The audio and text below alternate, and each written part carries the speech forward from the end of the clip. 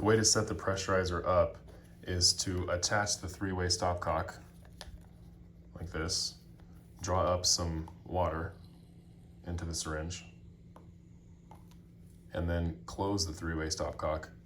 And then the way that you're going to attach the rubber band is to attach it around one flange, give it one twist so that you kind of have an X on the plunger, connect it to the other side.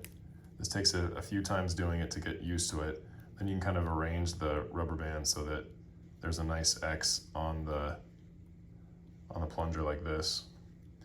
Okay, and then what you'll do is you'll connect this extension set to the three-way stopcock. And so when you have it like this, you'll be ready to open up the pressurizer like this. And then you can also close it.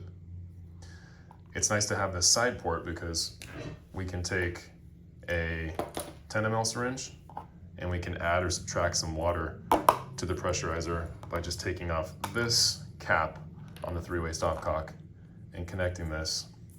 And then we can just spin the three-way stopcock and add that water to the pressurizer and then lock it again. So that way it's easy to set how much water we have in the pressurizer.